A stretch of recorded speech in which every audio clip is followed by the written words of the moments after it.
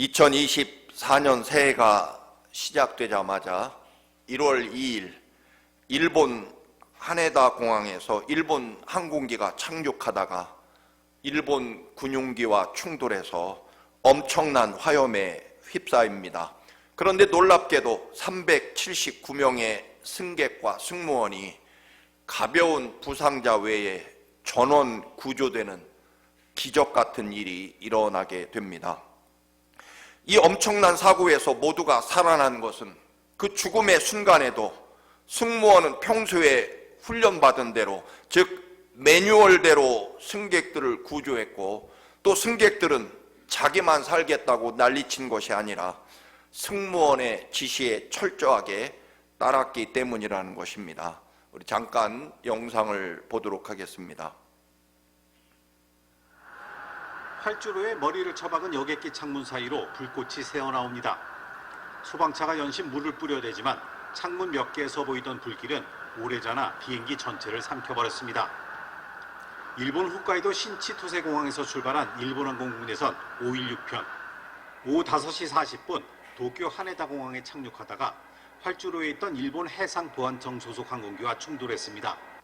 승무원 12명 포함해 민항기 탑승자 379명은 슬라이더 등을 타고 모두 탈출했지만 해상보안청 수송기에서 인명 피해가 나왔습니다.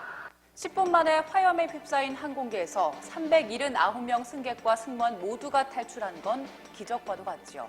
전원 탈출이 가능했던 이유, 이른바 90초 룰을 지킨 덕이라는 분석이 나옵니다. 90초 룰은 비상 상황이 일어났을 때 골든타임 같은 매뉴얼인데요. 기체가 충돌하거나 불이 나는 등 사고가 일어났을 때 90초 안에 모든 승객과 승무원이 탈출해야 한다는 원칙입니다.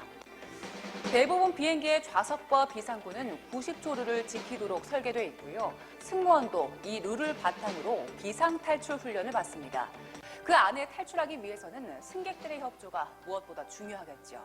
이번 사고 당시 긴박한 상황이었지만 승객들이 승무원 안내에 따라 침착하게 대피해서 모두 탈출할 수 있었습니다. 반대로 90초 룰을 지키지 못해 피해가 컸던 사고도 있습니다. 지난 2019년 모스크바 국제공항에 비상 착륙하는 러시아 여객기에 화재가 발생했는데 당시 78명 승객 가운데 41명이 숨졌습니다. 당시 외신과 전문가들은 일부 승객이 수화물을 챙기느라 골든타임을 놓쳤을 가능성을 제기했습니다. 승무원 안전수칙을 보면 승무원은 승객들이 짐을 포기하고 신발은 벗은 채 슬라이드를 타도록 해야 합니다.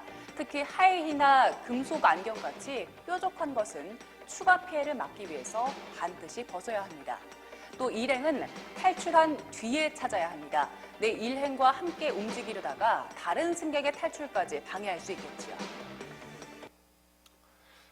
만약에 그 좁은 비행기 안에서 내 짐을 챙기고 또 내 일행을 찾느라 길을 막은 사람이 있다면 그 좁은 비행기 안에서 많은 사람이 생명을 잃었을 것이라는 것입니다. 90초 안에 훈련된 승무원들은 그 훈련대로, 그리고 승객들은 승무원의 지시에 따라 철저하게 신발을 벗고 짐은 버려두고 일행은 탈출한 다음에 찾아야 한다는 이 원칙, 그 매뉴얼, 정말 어마어마한 저 화재 속에서 나만 살겠다고 탈출하지 않고 다 승무원의 지시와, 또 승무원들은 아무리 죽고 불타는 급박한 순간에도 매뉴얼에 따라 철저하게 행동했기 때문에 한 명도 사망하지 않고 저 어마어마한 화재 속에서 살아났다는 것입니다. 공군 조종사들이 훈련받을 때 가장 위험한 것 중에 하나가 비행 착각이라고 합니다. 이 전투기들이 엄청난 속도로 회전을 하다 보면, 여러분, 우리가 하늘과 바다 색깔이 생각보다 구별하기가 쉽지 않아서 이 조종사들이 가끔 바다를 하늘로 착각해서 바다로, 그렇게 비행기와 통째로 바다로 추락하는 경우가 있다고 합니다. 내가 3바퀴를 돌았으니까 분명히 나는 하늘을 향해 가고 있을 것이다 라고 하는 그런 착각을 조종사들이 한다는 것입니다. 그래서 조종사들의 제1계명은 절대로 네 판단을 믿지 말고 기계를 믿어라. 기계가 하늘로 올라가고 있다고 하면 올라가는 것이고, 기계가 이 비행기는 바다로 내려가고 있다라고 하면 그 기계를 믿어야지 너의 생각을, 판단을 믿어서는 안 된다라고 하는 것이 이 전투기 조종사들의 첫 번째 계명이라고 합니다.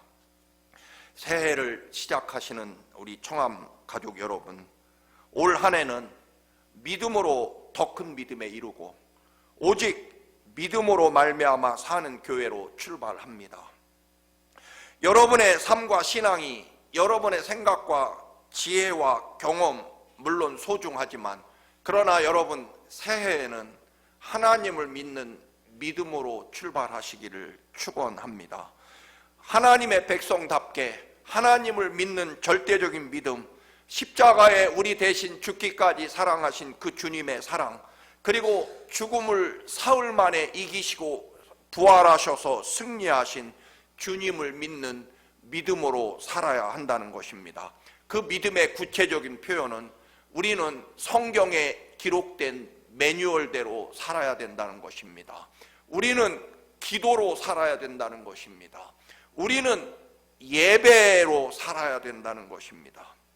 하나님이 우리에게 주신 그 거룩한 말씀의 매뉴얼대로 우리가 아무리 때로는 어려운 일이 있어도, 때로는 반대로 아무리 좋은 일이 있어도 우리는 하나님이 정해주시고 우리에게 허락해주신 십자가 보혈의 사랑과, 그리고 죽음 후에 다시 사시는 그 부활의 승리와, 그리고 하나님이 인도하시고 계획하시는 그 놀라운 은총의 매뉴얼대로 살아야만 우리는 하나님의 백성으로 그 놀라운 은총과 권능을 경험하게 된다라고 하는 것입니다.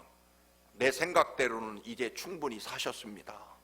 남은 생에 하나님이 주신 말씀과 이 믿음의 매뉴얼대로 살아야 우리는 하나님이 우리에게 주시는 생명과 은혜대로 영광을 소유할 수 있다라고 하는 것입니다. 빌리 그레엄 목사님이 하신 유명한 말씀이 있습니다. 나는 미래를 모릅니다. 그러나 미래가 하나님께 있는 줄은 알고 있습니다. 하나님은 선하시고 나를 위해 십자가에 죽기까지 사랑하시는 분입니다. 그래서 나는 하나님의 인도하심을 따라갈 때 하나님의 선하심과 인자하심이 내 삶을 이루게 될 것을 나는 알고 있습니다. 그래서 나는 미래를 모르지만 하나님이 주신 미래는 알고 있습니다. 하나님의 은혜와 축복 가운데 서게 될 것이라는 것 말입니다. 이제 소망을 가지고 새해를 출발하시는 여러분이 새해 소망이 있다고 믿으신다면 그 이유는 무엇이겠습니까? 그동안 이 지긋지긋한 코로나19 때문에 어려워진 이 경기가 이제 내년부터는 살아날 것이기 때문에 우리의 삶이 좀 나아질 것이라는 그런 소망을 가지고 계십니까? 즉 내년에는 주식도 오르고 경기가 나아질 것이라는 그 이유 때문에 여러분 내년이 소망이 있느냐라고 하는 것입니다. 하나님의 백성은 그렇지 않습니다. 작년보다 올 여러분의 믿음이 더 커지기 때문에 소망이 있어야 된다는 것입니다. 작년보다 올해는 조금 더 많이 기도하기 때문에 소망이 있어야 된다는 것입니다. 작년보다 올해는 하나님의 말씀대로 조금 더 많이 살려고 애쓰기 때문에 여러분에게 소망이 있는 것, 그것이 여러분의 소망의 근거가 되시기를 주님의 이름으로 축원합니다. 히브리서 11장 1절입니다. 공동 번역입니다. 믿음은 우리가 바라는 것들을 보증해 주고 볼 수 없는 것을 확증해 줍니다. 믿음은 우리가 바라는 것을 반드시 이루어지도록 보증해 주는 것이 바로 믿음이라는 것입니다. 그리고 믿음은 우리가 볼 수 없는 것, 보이지 않는 하나님의 사랑을 확증해 주는 것, 더 쉽게 말하면 우리가 바라고 믿는 것들을 꼭 이루게 해 주는 것이 믿음이라는 것입니다. 여러분, 이 말씀이 얼마나 우리에게 가슴이 뛰게 하고 이 말씀이 올 한 해 우리에게 얼마나 소망의 근거가 되느냐라고 하는 것입니다. 믿음은 우리가 바라는 것들을 보증해 주고 볼 수 없는 것들을 확증해 준다라고 하는 것입니다. 이 말씀을 꼭 하루에 한 번씩 외워 보시기를 바랍니다. 정말 놀라운 일이 일어날 것입니다. 늘 말씀드립니다만 여러분, 건물을 지을 때, 어떤 물건이 존재할 때 반드시 먼저 이루어지는 것은 어떻게 건물을 지을 것인지 디자인을 하고 설계도를 만들게 됩니다. 설계도나 디자인은 종이에 불과합니다. 그러나 나중에 보면 반드시 그 종이에 그려진 설계도대로 건물이 지어지고 그리고 물건이 만들어진다라고 하는 것입니다. 여러분, 믿음이라고 하는 것은 바로 이 설계도와 같다. 반드시 그 설계도대로 만들어지고 우리 눈앞에 보이게 될 것이라는 것입니다. 그래서 그 믿음이라고 하는 것은 바로 우리들이 바라는 것들을 보증해주고 또 보이지 않는 것들을 눈에 보이도록 만들어내는 능력을 가지고 있는 것이 믿음이라는 것입니다. 그런데 그 믿음은 우리가 믿는 대로 하나님이 이루어 주시니까 소망이 있다라고 하는 것입니다. 우리는 믿기만 하면 그 믿음대로 하나님이 완성해 주신다라고 하는 것입니다. 그래서 2024년 우리가 어떻게 위대한 믿음으로 하나님의 역사를 이룰 것이냐, 그 구체적으로 우리는 하나님 말씀을 들어야 된다는 것입니다. 서두에 말씀드린 대로 하나님의 말씀의 매뉴얼대로 살아야 된다는 것입니다. 홍해 바다가 앞을 가로막고 있어도, 또는 정말 캄캄하고 어두운 절망이, 또는 때로는 저 무서운 불길 속과 같은 어려움이 임해도 어려울수록 여러분 매뉴얼대로 살아야 산다는 것입니다. 여러분, 저 어마어마한 화재가 난 비행기 안에서 나 먼저 살겠다고 여러분 뛰어나가거나, 저 짐에 내가 1만 달러가 들어있는데 저 가방을 가지고 내려서 가지고 가야 된다거나, 아니면 내 친구와 같이 가야 된다고 저 뒤에 있는 친구를 부르느라고 길을 막고 있다면 그 좁은 비행기 통로 안에서 결국 다 죽고 말게 될 것입니다. 처절한 고난과 어려움일수록 우리는 믿음의 매뉴얼대로, 하나님의 말씀대로, 기도대로, 예배대로 살아야 살 수 있다는 것입니다. 왜? 우리는 하나님의 자녀이기 때문에 그렇습니다. 여러분, 여리고 성 앞에 도착한 이스라엘 앞에 하나님이 여호수아에게 말씀하십니다. 보라, 내가 여리고 성을 너희 손에 붙여줄 것이다. 즉 너희 손 안에 여리고 성을 올려줄 것이다. 그런데 그렇게 되려면 내 말대로, 내 계획대로 해야 된다라고 하는 것입니다. 하나님께서 여호수아에게 이스라엘 백성들이 여리고성을 차지할 수 있는 매뉴얼을 제시했다는 것입니다. 작전 명령을 제시했다는 것입니다. 그것을 우리는 들어야 한다는 것입니다. 그것은 바로 하나님의 말씀대로 사는 것입니다. 독일의 종교개혁자였던 멜랑크톤은 말합니다. 고난은 나를 골방으로 몰아넣어서 기도하게 하시고, 그리고 그 기도는 그 고난의 골방에서 나를 꺼내주는 도구다. 여러분, 고난의 골방에 갇혔을 때 그 고난의 골방에서 나를 빼내주는 것은 기도다라고 하는 것입니다. 또 철로역정을 쓴 존 버녀는 이렇게 말합니다. 만일 당신의 입이 벙어리이면 하나님은 귀머거리가 되신다. 내가 하나님 앞에 믿음으로 기도하지 않으면 하나님은 들으실 수 없기 때문에 하나님을 귀머거리로 만드는 것이다 라는 말씀입니다. 이제 우리는 엎드려 믿음으로 사는 진리를 가지고 그 매뉴얼을 터득한 사람이라는 것입니다. 그러므로 히브리서 4장 16절 말씀입니다. 그러므로 우리가 하나님의 보호하심을 받고 때를 따라 도와주시는 은혜를 얻기 위하여 은혜의 보좌 앞에 담대히 나아갈 것이니라.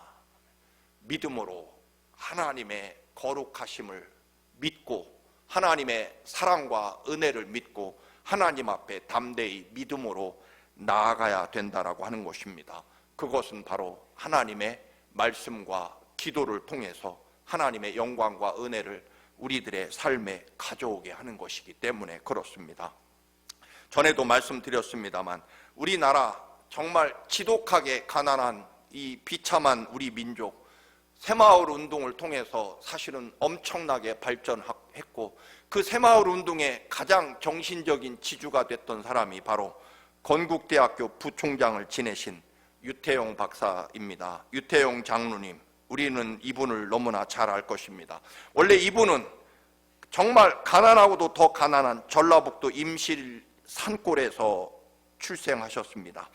정말 가난한 집에 태어났기 때문에 초등학교를 겨우 졸업하자 아버지가 너는 이제 나무나 해라, 우리 형편에 글자나 깨우쳤으면 됐다.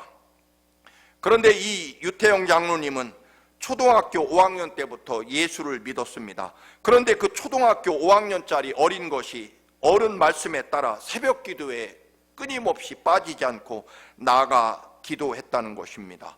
그러니까 하나님이 주시는 꿈이 생깁니다. 현실은 세상 표현으로 찢어지게 가난한 산골, 두메산골 초등학교 졸업생이지만 하나님의 사람이 되니까 하나님이 주신 소망과 꿈이 생기게 되는 것입니다. 그 어린 것이 새벽에 산을 넘고 새벽 기도에 나아갔기 때문에 하나님이 주신, 마치 요셉처럼 하나님이 주신 꿈을 그 어린 것이 가지게 됩니다.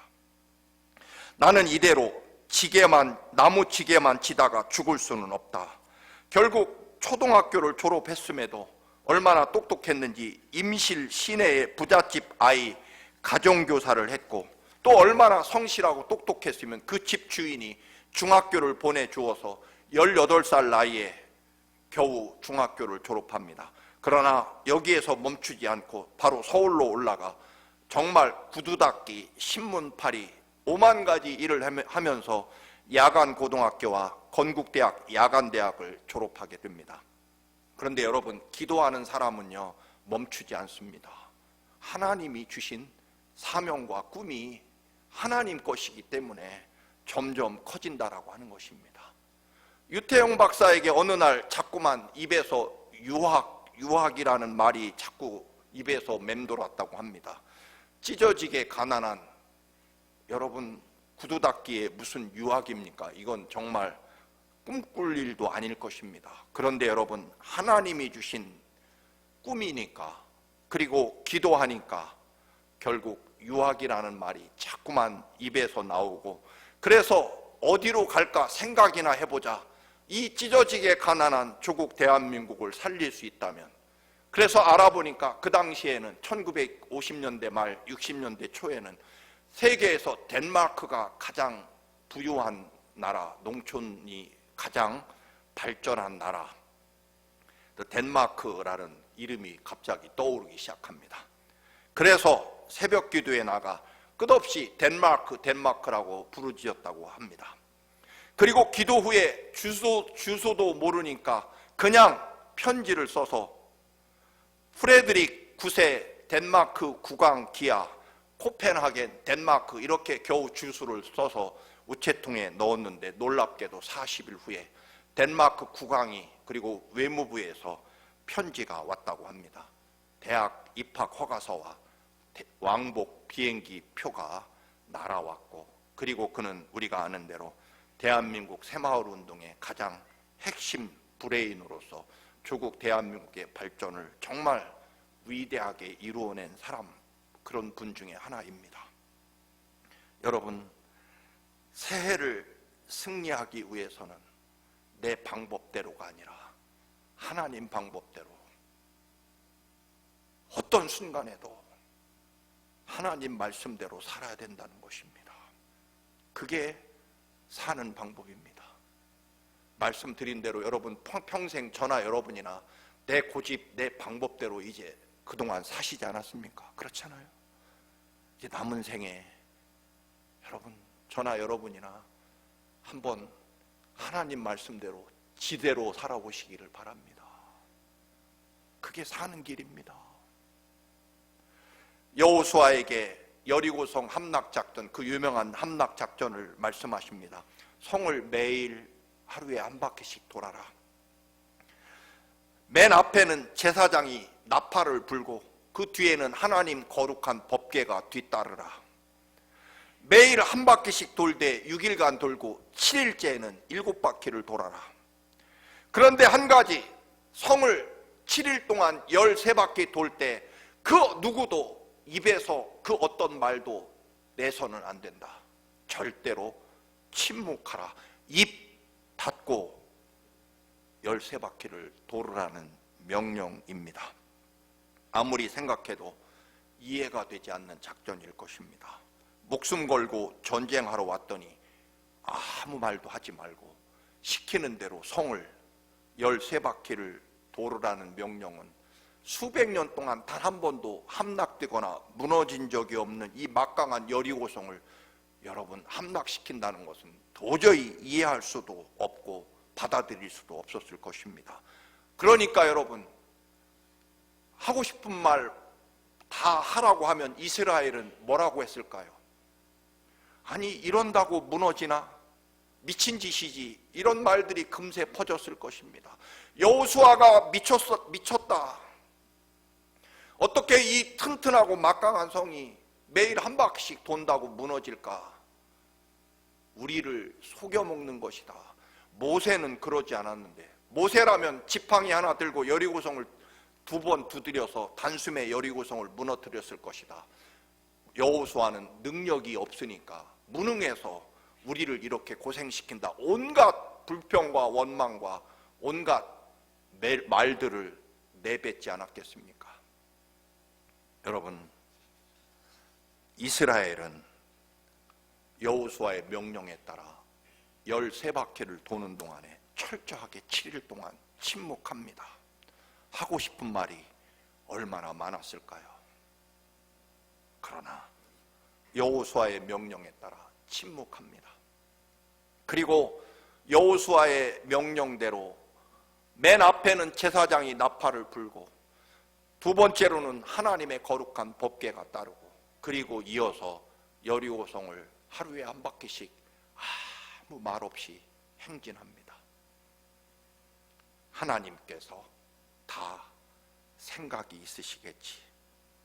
때가 되면 알게 되겠지. 아마 그럴 것입니다. 물로 포도주를 만드실 때 요단강에서 7번 목욕한 나아만 장군, 오병이어로 5,000명을 먹이신 기적도 결국 하나님의 계획과 인도하심이 있었기 때문입니다. 거기에는 절대적인 순종과 내 생각과 내 지식과 경험을 내려놓은 일들로 이루어지게 됩니다. 사랑하는 교회 여러분, 다시 한번 부탁드립니다. 여호와의 방법대로, 여호와의 말씀대로, 하나님의 말씀 지시가 여러분의 삶의 모든 순간에 매뉴얼이 되시기를 축원합니다. 그렇게 이스라엘은 승리하게 됩니다. 우리 앞에도 2024년 여전히 여리고성 같은 엄청난 도전과 장벽이 우리에게 닥쳐올 것이 분명합니다. 그러나 여러분, 우리는 여전히 하나님의 방법대로, 하나님의 말씀대로 승리하게 될 것입니다. 하나님의 뜻대로 걸어가면 말입니다. 하나님이 침묵하라고 하신 이유는 이미 이전에 이집트에서 탈출했던 이스라엘 백성이 모두 광야에서 그만 죽어버렸기 때문입니다. 그 죽은 이유는 적군에게 멸망당한 것이 아니라 오직 하나, 불평과 원망의 말 때문이었습니다. 좀 배고프고 좀 목이 마르면, 또 뒤에 이집트 전차 부대가 있고 앞에 홍해바다가 막혀 있으면 조금만 기다리면 하나님은 홍해바다를 열어 길을 만들어 준비하고 계실 터인데, 그걸 참지 못하고 금세 하는 말이 우리 파묻을 곳이 없어, 우리 묘지자리 없어서 여기까지 끌고 와서 우리를 죽이려고 하느냐라는 끔찍한 말을 내뱉게 됩니다. 결국 급기야는 모세를 죽이고 이집트로 되돌아가자 밤새도록 통곡하며 하나님과 모세를 원망하는 그 통곡 소리 때문에 이스라엘은 결국 모두 그들의 말대로 광야 사막에 묻히게 됩니다. 인간의 생각과 욕심에 따라 살게 되면 우리는 끝없이 다른 사람과 자기를 비교하게 되어 있습니다. 민수기 13장 33절입니다. 거기서 또 네피림 후손 아낙 자손 대장부들을 보았나니 우리는 스스로 보기에도 메뚜기 같으니 그들 보기에도 그와 같았을 것이라. 괜히 가나안에 들어갔다가 그들에게 밟혀 죽을 것이다. 여러분, 이스라엘은요 아낙 자손을 대장부로 보고 자기들은 메뚜기로 봅니다. 그들 보기에도 우리는 메뚜기처럼 보였을 것이다. 괜히 가나안에 들어갔다가 메뚜기처럼 밟혀 죽을 것이라고 미리 그들은 원망과 불평과 결론을 지어버립니다. 여기에 하나님은 없습니다. 하나님이 어떻게 우리를 인도하실지, 하나님이 예비하신 축복은 무엇인지, 그리고 원래 우리가 이집트에서 출발할 때 목적지는 젖과 꿀이 흐르는 가나안 땅이라는 것을 그들은 놓아버립니다. 왜? 믿음이 없으니까 자꾸만 사람과 비교해서 그들은 대장부, 우리는 메뚜기. 그들은 대장부기 때문에 우리는 괜히 가나안에 갔다가 밟혀 죽을 것이다. 민수기 13장 32절, 이스라엘 자손 앞에서 그 탐지한 땅을 악평하여 가로되, 우리가 두루 다니며 탐지한 땅은 그 거민을 삼키는 땅이요 거기서 본 모든 백성은 신장이 장대한 자들이다 라고 말합니다. 하나님이 안 계시면 우리는 결국 사람과 끝없이 비교하게 되고 세상과 비교하게 됩니다. 여기에 하나님이 어디 계십니까, 여러분? 하나님이 어떻게 나를 사랑하시고 어떤 능력과 은혜를 준비하고 축복을 준비하고 계신지를 보아야 한다는 것입니다. 그래서 여러분, 우리는 어떤 절체절명의 순간에도, 홍해바다 앞에서도, 또는 아말렉 족속 앞에서도, 여리고성 앞에서도 우리는 하나님이 나를 향해 주신 그 놀라운 십자가 보혈의 사랑과 부활의 승리를 바라보며, 나를 향해 예비하신 하나님의 위대한 역사를 바라보며 네가 믿는 대로 이루어 주실 것이라는 그 믿음의 매뉴얼대로 우리는 2024년을 살아갈 때 우리는 하나님이 주시는 승리를 소유하게 된다라고 하는 것입니다. 여러분, 제가 좋아하는 말, 성경은요 내 소원이 담기고 내 희망이 담긴 책이 성경일 것 같습니까? 물론 그렇지만 더 간절한 소원이 하나님 소원이 담긴 책입니다. 여러분, 성경이 우리 소원입니까? 아니면 하나님 소원입니까? 이 성경은요 하나님의 간절한 소원이 담긴 책입니다. 하나님이 주시고 싶은, 우리에게 주시고 싶은 은혜, 하나님이 얼마나 우리를 사랑하시는지. 그래서 구약을 쥐어짜면 어린 양의 피가 흐르고 신약 성경을 쥐어짜면 예수님의 보혈이 흐른다는 것입니다. 이 말은 무슨 말입니까? 성경은요 하나님이 더 간절하게 우리를 향해 주시고 싶은 은혜와 축복과 사랑이 담겨있는 책입니다. 이 말씀대로 살면, 이 말씀을 믿으면 하나님이 우리에게 주시고자 하는 그 놀라운 은혜와 축복이 하나님의 말씀에 담겨있다. 그래서 성경은요 하나님이 더 간절한 소원이 들어있는 책입니다.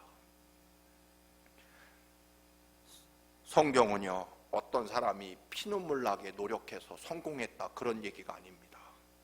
하나님이 얼마나 어디까지 아들을 십자가에 죽이시면서까지 우리를 사랑하시겠다는 하나님의 그 피가 담긴 간절한 사랑과 소원, 즉 우리에게 복 주시기 원하시고 우리를 사랑하시기 원하시는 하나님의 간절한 피가 담긴 사랑이 들어있는 책이 성경이라는 말씀입니다.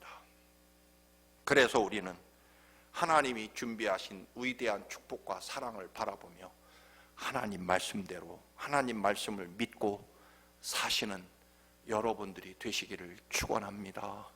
마지막으로 우리 함께 크게 여리고성 앞에 외쳤던 이스라엘 사람들처럼 2024년 더는 사람의 말이 아니라, 부정적인 말, 인간의 말이 아니라 이제 하나님의 매뉴얼대로 살기로 결심하면서 여리고성 앞에서 우리 이스라엘이 외친 것처럼 우리도 이 외침을 같이 외칩니다. 시작. 믿음으로 산다. 말씀으로 산다. 기도로 산다. 아멘. 기도하시겠습니다. 거룩하신 아버지, 2024년 하나님의 말씀과 하나님을 믿는 믿음으로 살게 하옵소서. 그리고 기도로 살게 하시고 아버지 하나님의 거룩한 생명의 말씀으로 살게 하옵소서. 어떤 순간 어떤 조건에서도 하나님의 생명과 구원의 은총과 말씀을 믿는 믿음의 매뉴얼로 살아가는 그리스도인이 되게 하옵소서. 예수님의 이름으로 기도드립니다.